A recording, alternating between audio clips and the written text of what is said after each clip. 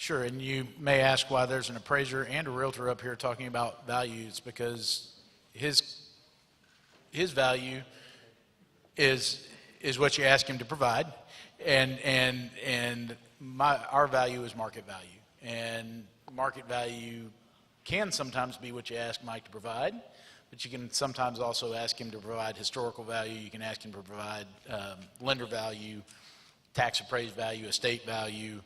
And from our perspective, it's what's somebody going to pay for the property once it's flooded, what's somebody going to pay for it if it flooded twice, what will they pay for it if it flooded 3 times.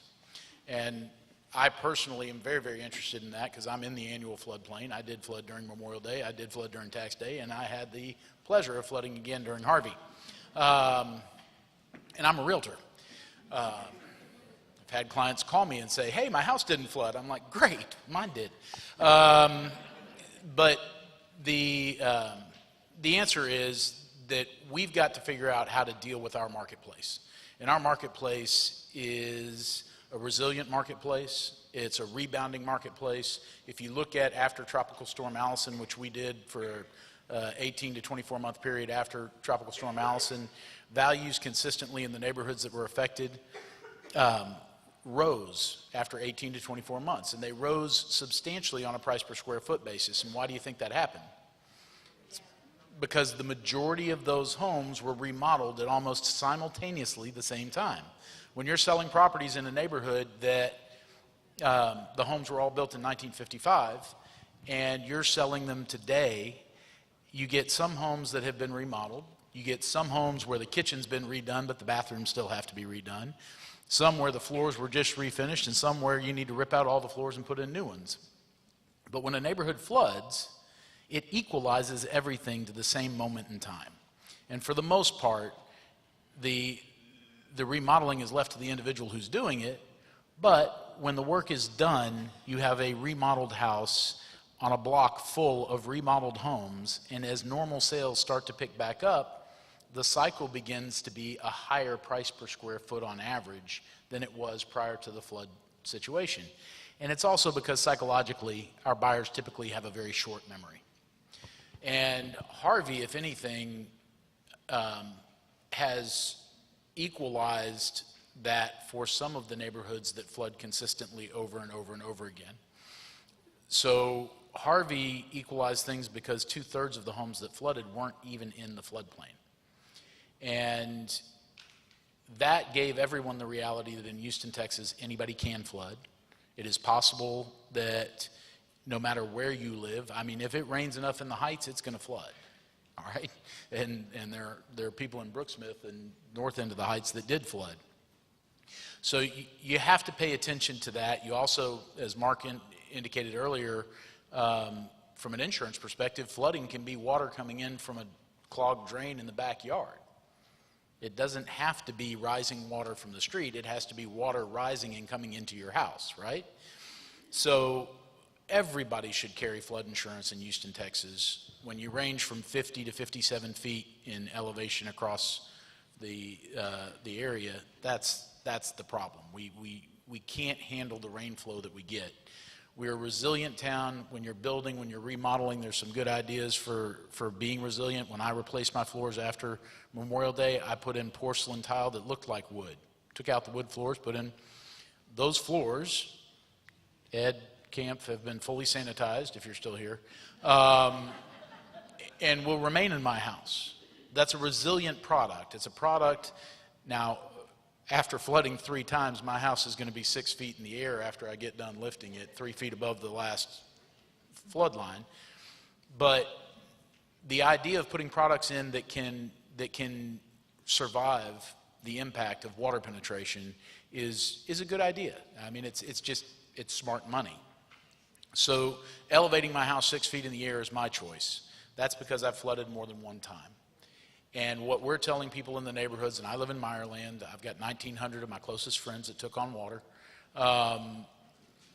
We have agents that live in Walnut Bend. We have agents that live in West Memorial. We've got properties that flooded that we had on the market before the flood that are still on the market today, but with a modified price point. Is we're telling people that if you are planning on moving anytime in the next 3 to 5 years anyway, now's a great time to think about moving on, because if you take your insurance money and you take the value of what we think we can get for your property as is, 9 times out of 10, it's getting you within 5 to 7% of where you were the day before the flood. And that's looking pretty correct. If you were worth $575 before the flood and you get $200,000 in insurance and we can get you $325,000 for your house, you're back up to 550, 575, somewhere in that ballpark. It makes sense for you to sell. If you just bought your house in the last 2 years and you flooded, you might have paid within the oil bubble a little bit more than what maybe people 7 to 10 years ago paid. And you might be in a situation where you can't afford to sell your house because your mortgage level and your insurance money and what we can get for it today aren't going to all add up. And that's okay too. We can figure out ways to make that work for you. We can figure out a way to move the property if that's what your choice is to sell. If your house only flooded once, there's no reason that we can't put that house back together at grade, especially if it only flooded once during Harvey.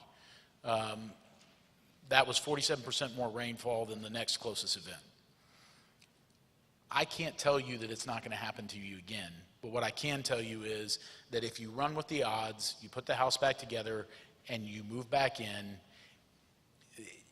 you're doing better than if you went to Vegas and put your money on the craps table. All right, that's about the comfort level that I can give somebody. But if you've only flooded once, to pay to elevate your home or to do the mitigation cost that it's going to take, it's going to be $277,000 for me to elevate my home 6 feet in the air. I can't tell somebody who didn't flood 3 times that that's a smart investment. For somebody who flooded 3 times, somebody else would tell me just tear the damn thing down and build a new construction. I like my house, so we're going to elevate it. But the answer is that mitigation cost doesn't make sense for somebody who's only flooded once and it was during Harvey. If you flooded more than once, you've really got to consider, what should I do? Tear down, build up, elevate my current structure, do something different to prevent the impact of the water penetration again. And that's how we're going about it. We're looking at pre-flood value. We're looking at a 5 to 7% discount for the fact that somebody's going to have to deal with it. We're pricing things at what is effectively lot value or above lot value if the house really is salvageable and only flooded once, or at remodeled value elevated. How much is it going to cost to elevate it? How much is it going to cost to remodel it? And then take that off of what the pre-flood price is and give somebody a 5 to 7% discount, and we're hitting sales. We've sold 5 now that way recently within the last 30 days. So it seems to be working, it seems to be coming out, and we seem to be getting reasonable dollars for them. Hopefully that answers some of your questions from the market value perspective. I'm going to let these guys completely contradict me. Well, I guess I'll go next since I'm sitting right next to you. So from an appraiser's perspective, let's just put a little perspective on this. And Ed sort of brought this up. I've been appraising a long time. 1983, we had Alicia. You guys remember that? 1994 is when the San Jacinto River caught fire, if some of you guys remember that, big flood. 1998, the San Jacinto River Authority released a bunch of water out of Lake Conroe, flooded a lot of Kingwood. It came on down and underneath the dam at Lake Houston, flooded a lot of the lower San Jacinto River homes. 2001, we had Tropical Storm Allison. 2005, the hurricane that wasn't, Rita, right? 2008 was Ike. And then, like Ed's talking about, the tax day or the Memorial Day floods 2015, 2016, the tax day floods, and then Harvey 2017. My point is we flood. You know, a good point was made. Everybody needs flood insurance. Everybody needs flood insurance. But we always recover. We always recover. A lot of the neighborhoods that flooded this year were, and especially those below the dam, and they flooded simply because of the dam releases, those properties, a lot of them had never, ever flooded before. They may never flood again, but there's no guarantee on any of this. I will tell you a couple of the things, you guys might have questions, and I do want to leave time for questions. Questions that I can't answer, at least not in a group. We can on very, very specific cases, but then it requires a lot of thought and work in an appraisal.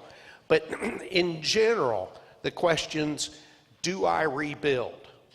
Do I sell? Those decisions are going to be very, very guttural. They're going to be very, very personal. One thing I think we're going to see, and I think you touched on it ever so briefly, I'm going to call it accelerated change. There's a lot of people in this town that look just like me. I'm like median age, 62 years old. My kids are gone, finally. They're gone, right? My wife and I, now think about this and think about all the folks along Buffalo Bayou. My wife and I are already having the conversations. Do we need this big house? Do we need this yard we bought so that the kids could toss a football back and forth? I don't need the schools anymore. And we were already discussing, now I did not flood, but we were already contemplating, and I guarantee you a whole bunch of people across Houston were already having these conversations, and their home flooded. And a lot of these folks are going to say, that's it. I'm done. I don't want to rebuild or remodel. I'm going to sell it as is, and I'm going to move on because I was already thinking about moving on. So we're going to see a change in patterns, in buying patterns. I think Ed talked about Meyerland. I think if you look at Meyerland now, and Meyerland is an incredibly stable community. The fact that it flooded 3 times, yeah, that's a little bit of a problem, but that neighborhood is going to recover simply because of the value of the neighborhood, of the location of that neighborhood. I think what we're going to see, though, Ed's going to lift his home. Some people are going to tear down and remodel. My thought is, if you want to see what Meyerland's going to look like 10 years from now, go to Bel Air, go to West U. I think 35 years ago, I may have appraised the first home in West U that was torn down to be rebuilt to, now we see the big 2-story brick boxes, I call them. 35 years ago, there's 5,500 lots in West U. We're still not done tearing down all the older homes, right? 35 years in that process, I think what we're going to see Meyerland do is that's going to happen much quicker. And whether or not the feds come in, whether or not the Harris County Flood Control District comes in, who knows? The government might get involved and start to manage or start to affect those changes. Back to appraisals very, very quickly. Appraisals haven't changed for mortgage financing. Not one bit. There's no additional inspections required. I'm unaware of any additional inspections that are required by any lender. Nobody's asked us to certify anything. So that is business as usual. I do want to make a cautionary statement, 2 actually. I've been called by some attorneys, and there's the potential for a lawsuit. It may or may not happen. Insurance will get involved.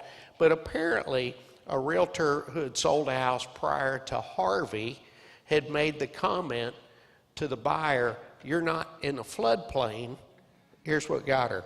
You don't need flood insurance. You don't ever want to say something like that.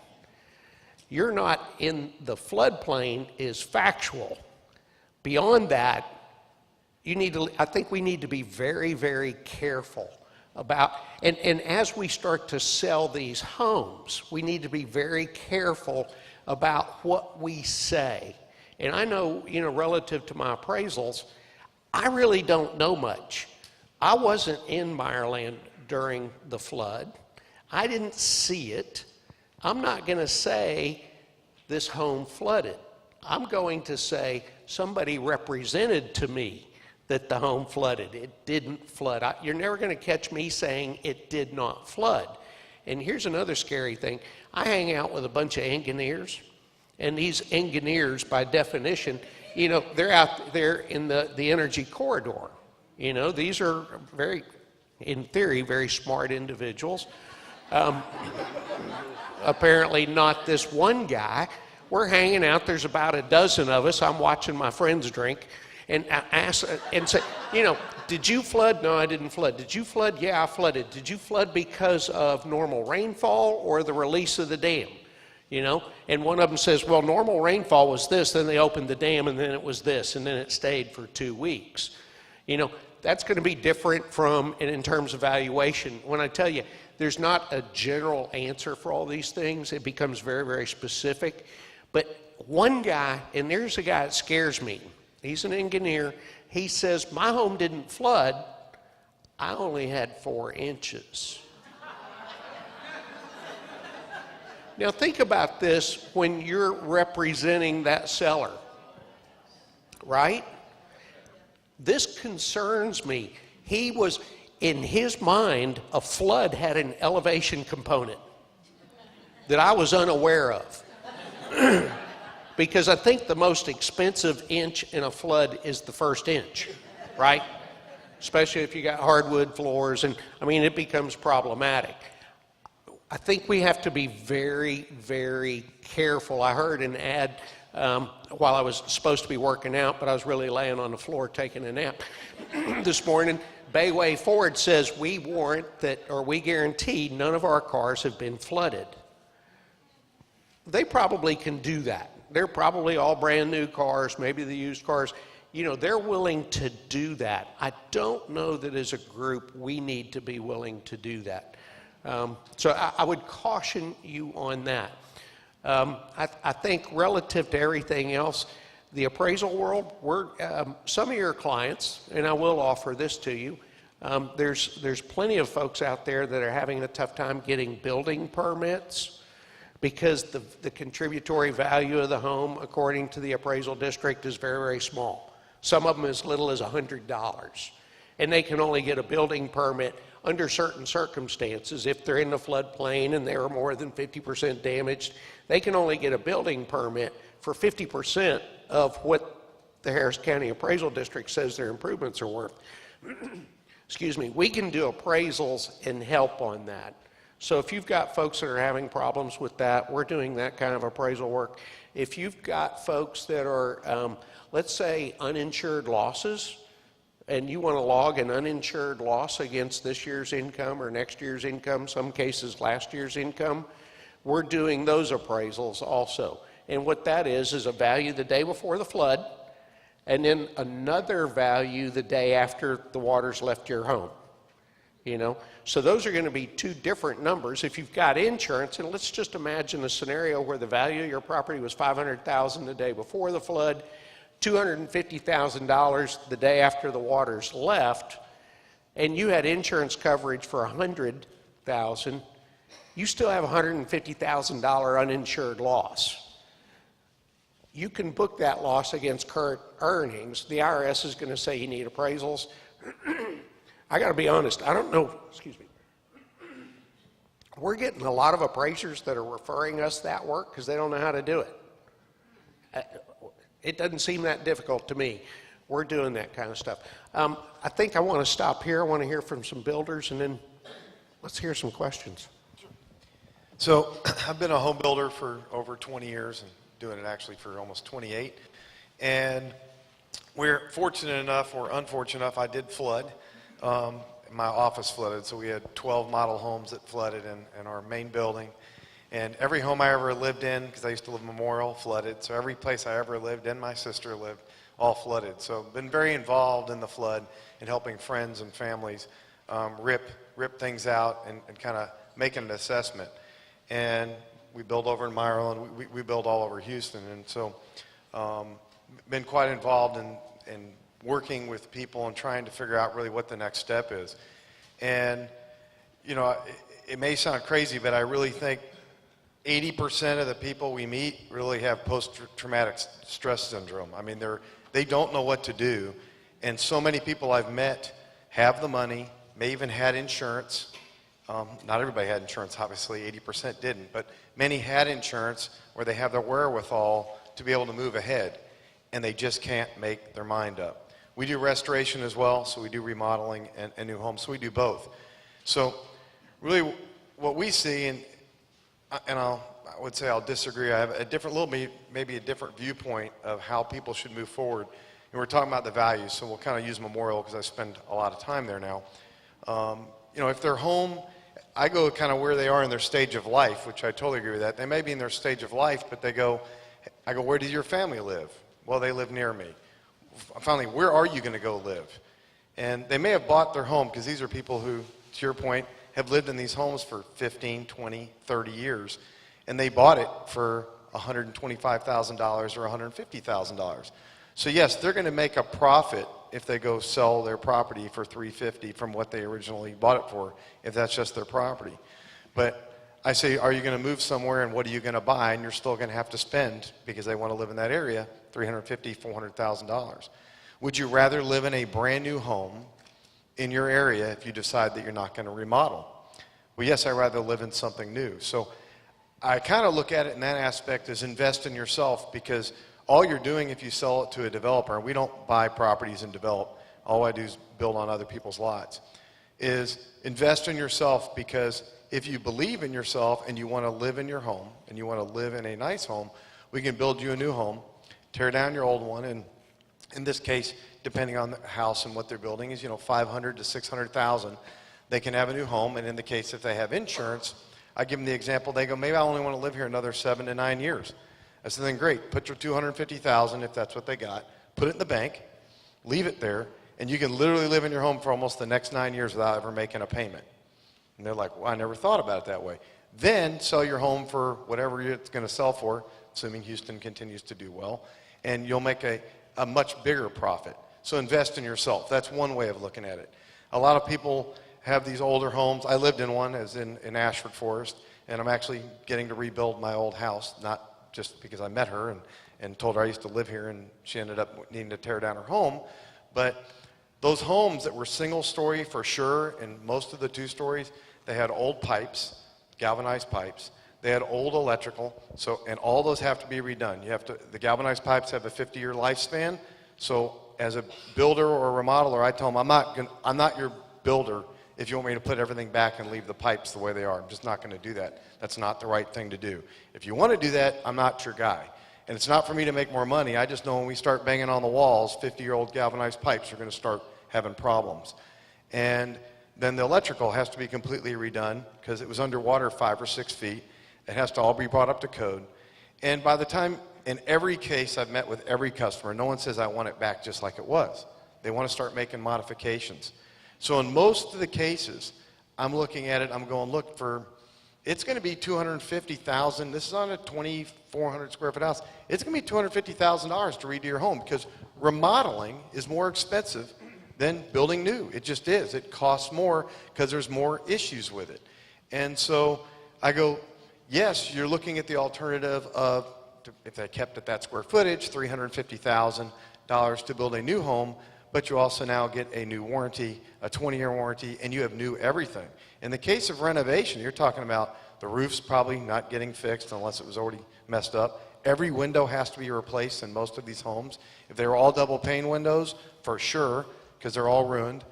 So a lot of these clients don't know where to go, and so it's really sitting down with them and understanding that where their needs are and what's the best thing for them. And you can't make their decision, as you were talking about. I can't just tell them what's the right thing for them. And some, if they bought it, like you said, 2 years ago, I've sat there and looked at people, and I'm like, I'm thinking in my head, you might have to walk away. You didn't have flood insurance. You bought the house for $550,000. That was the top of the market. And you're going to have to put $250,000 in to fix it. I would never personally walk, but I'm like, this best alternative for this person may be to walk away and go, sell it for what they can and owe the bank $200,000 or whatever they're able to get for this particular piece of property. So there's a lot of stuff going on in people's heads that, you know, we talk about helping people. I've been speaking a lot in front of groups and letting them know there are other alternatives. You know, there's, I don't know if they're here today, but there's SBA and SBA does give loans at a low mortgage, and that's at a very low rate if they qualify and they can get some money there, and that can help them. But make sure, don't let them get an SBA loan if they still need a regular loan. They need the regular loan in place first, and then go get an SBA, because if they do the SBA first, they can't get a lien. The other loan will not put a lien behind SBA. So SBA will go behind a regular loan. So make sure that they know that stuff. And there's just a lot of misinformation and a lot of people not understanding how to move forward or what to do to move forward. And then there's people that just need say, I'm done, I'm 75 years old, I'm 80, I don't need it, I'm going to take my insurance money, as you said, and walk away. And I know you're raising your home, but in most cases I've gotten involved in this and they've bid it out, and maybe your home's probably pretty nice. In a lot of the cases where they said I wanted to raise my home, I'm looking at the house going, it's got 8-foot ceilings, it's not what anybody wants to buy in the future, it's really not that nice, and it's going to cost them, it's just not. It's going to cost them $75,000 to $80,000 to lift it. I'm not trying to kill you, but $75,000 to $80,000 just to lift it, and then they're going to have to spend $250,000 to remodel it, and it still is not a new home. And in some cases, I've seen them, they're done very, very well, but they've spent more money than if they probably tore the house down. So I think each one has to be weighed out, but it's not something I'm just going to, when we walk in, I don't raise homes, but I do renovate them, and some of them I'll tell them, you should build new, but if you want to renovate, I'll renovate it for you, and here's how much it costs. And some of them decide that's the route they want to go, is renovate, because they say, I'm never going to flood again. The other thing, a lot of people, if you're getting in front of them, you know, there's, in most streets, in every area, 4 streets flooded or 8 streets flooded. Well, the rest of the neighborhood was fine. They're like, I don't know what's going to happen to the neighborhood. Like when I drive over 4 streets, they're mowing yards and sitting out front and having a great time. It's going to come back. And if you built a new home where they're at, or you fixed the home, those are going to be the most desirable homes. Their older homes 4 streets up aren't going to be the desirable ones. Someone's going to want a new, updated home, because I'm in the business of selling new homes most of the time. That's what I do. And people like new better. People don't like fixing stuff. And you know, I've sold a few homes, and every time they come buy a house, they're like, well, if everything here was replaced, even though I thought my house looked nice, we would buy it. You know, if they change this out, they'll buy it. And that's how buyers, and you guys deal with it all the time, they want new. But I agree with both Mikes. Everything you said was correct, except for the stuff about my house. Well, the funny thing is, so it is case by case. And in every situation, you have to lay the options on the table. This is what it looks like your house will be worth if you decide to sell. This is what, you know, putting your house back together today looks like, and if you flooded more than once, you really need to consider something different than what you did before putting it back together again. And then this is what it would look like if you built a brand new house here and you bought your house 10 years ago, you paid X, lot value is Y, you paid less than what today's lot value is. It's stupid for you not to tear down your house and build a new construction versus fixing it up. But in my case, you know, we flooded for the first time in 60 years in Memorial Day of 2015. And that was the worst flood ever. And so when we fixed it, we replaced all the galvanized piping and put in PEX, and put in the underslab plumbing, and we did everything that we were supposed to do to make it a brand new house, new windows, new outside, new everything. So all that stuff got done. Then we flooded again. So the good news is all that stuff's still there. The bad news is, so each neighborhood does have a different situation. Memorial, most of this was first-time flooding. Most of it. Some of those folks have, you know, if there are a few streets where people have gotten it multiple times. But I think in a neighborhood like Meyerland, where the anticipation of flooding multiple times for a lot of the people that flooded during Memorial Day was not there. It just didn't make sense. And that's what's so scary about remodeling after Harvey without doing mitigation. Now, if flood gets 7 feet in the air next time, we've all got a lot bigger problems than, you know. But I will also tell you that the homes that have been built, or the homes that were elevated in Meyerland since 2004, did not take water in Memorial Day, did not take water in Tax Day, and did not take water in Harvey, and that's been validated. But what was magical about 2004? We had the TSARP, Tropical Storm Allison, revision of the floodplain maps. And everything done just after Allison, before 2004, I have several homes that were elevated after Allison, but before 2004, that actually took on additional water. And so we can fix the problem. Yeah, I have a question for Mike about flood pool versus flood zone.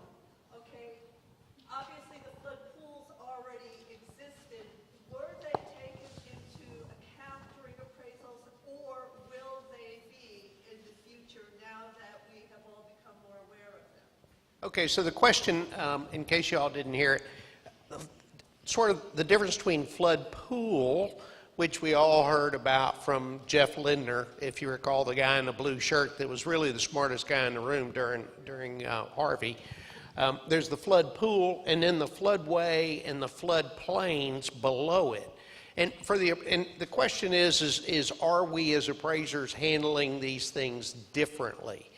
And here, I'm not allowed, I don't read tea leaves. I'm not allowed to make stuff up. We use comparable sales.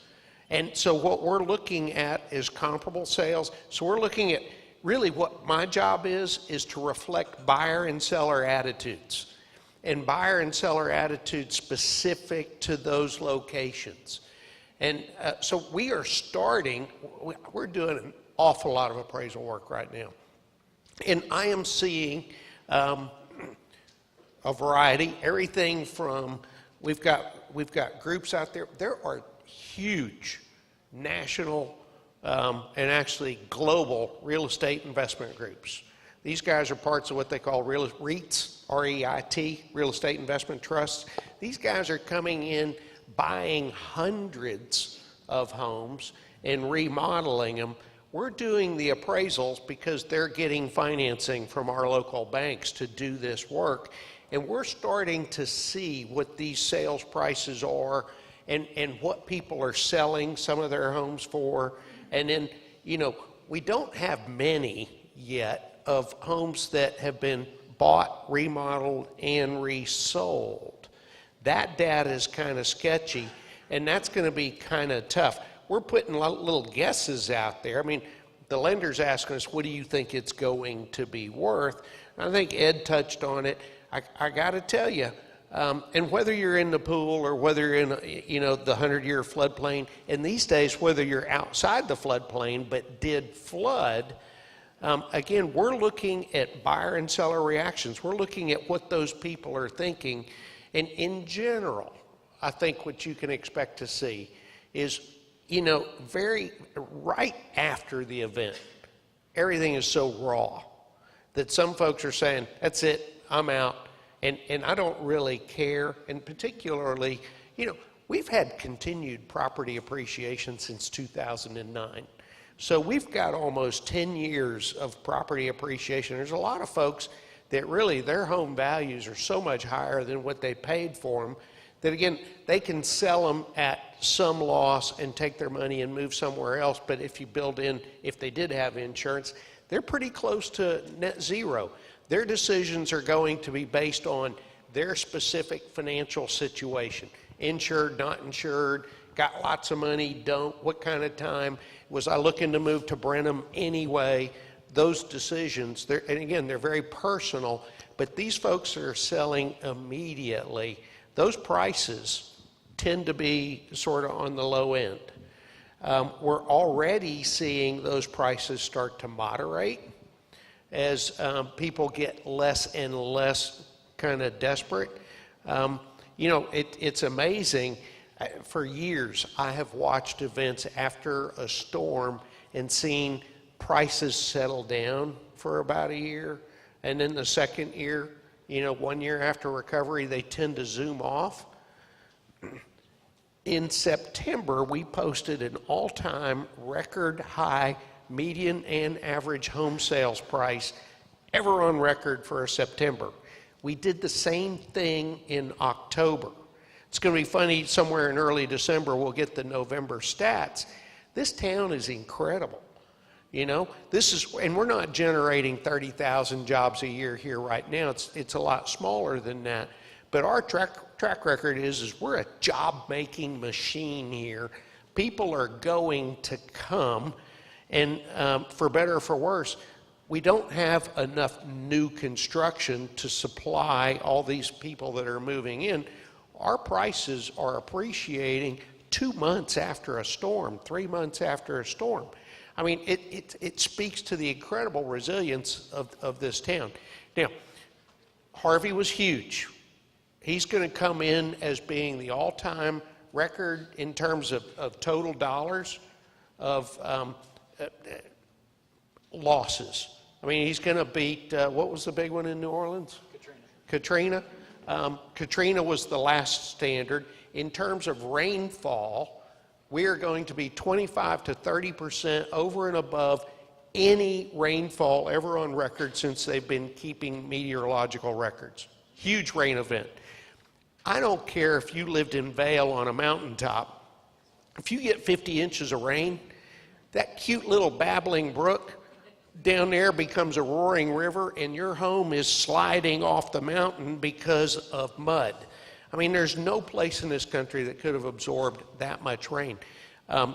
Again, I'll go back to perspective. 7% of Houston flooded. 7%.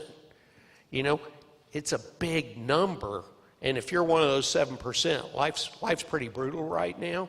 But for an awful lot of this town, it's business as usual. Thank you.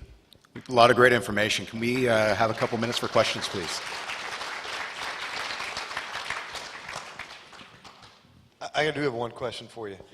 So if you have 4 streets that flooded, all the rest of them don't. The other ones, the sales continue to go on. They're selling for, if they sold for $600,000 before the flood, they're selling for $600 or $625 after the flood.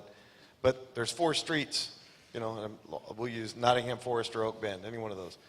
And what are those values when you go to appraise those homes? Because maybe an investor did come in and buy the property for $350,000. Now you're going to put a new home on it. Do you use the streets? Because now it's going to be a non-flooded home. It's going to be a brand new build. How would you look at it as an appraiser? Okay, so, and I'll use Braes Heights. Okay. Because, you know, there's a large portion of Braes Heights. Everything south of, you know, pick a street, pretty much flooded. Everything north of it did not. In terms of comparable sales, it's not rocket science. I'm looking for, and I want my comps. If these flooded, that's where I want my comps. So I'm not going to compare apples to apples.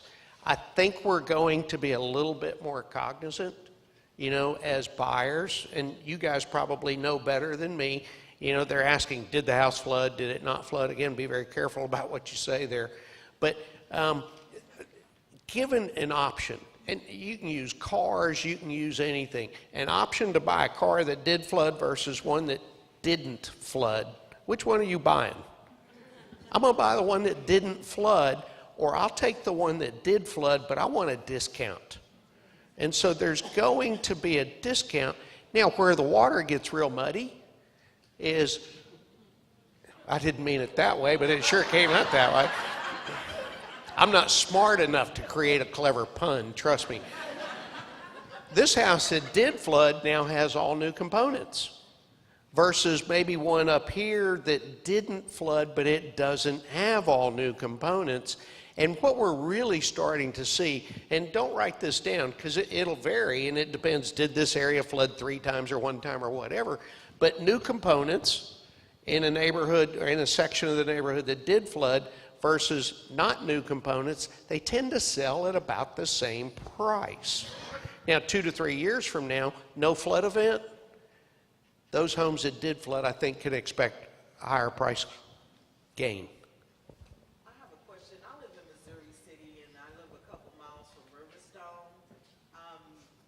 We are starting to see where not only the roads are flooding, but we have new, beautiful, smart homes that have flooded. Do you guys see builders building more homes on piers and beams rather slab?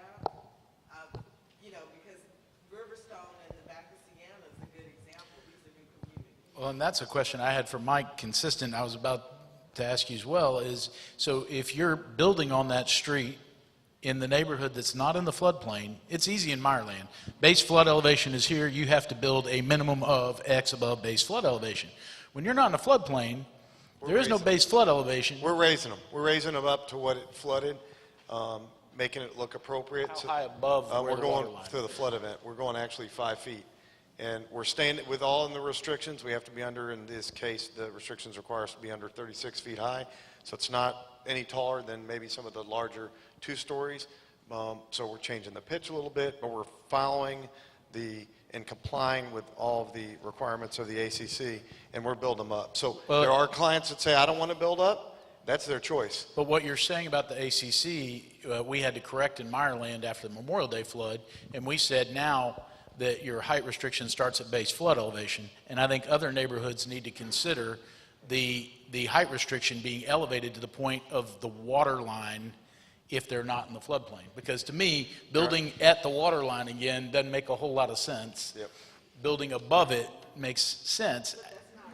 Well, I guess my question is. Your question is why do builders not build pier and beam everywhere? It costs, because you and everyone else doesn't want to pay for pier and beam. It costs more money to build pier and beam. Just so you kind of have a dollar amount, like for us to raise a house, and when I say raise it, to build a home that's elevated, and I'm just giving you a cost per square foot, not what retail value is, it's about $15 to $17 a square foot. Square foot of that area, so if they have decks and all that, that's about what it costs to have a home that's elevated. So you take $15 a square foot, multiply it times 3,000 square feet, the buyer rather put nice stuff in their home. Plus, when you elevate it, you got to have more land because you got to be able to get in and out of the house. So you got to have room for stairs, Yep. and you got to have Exactly.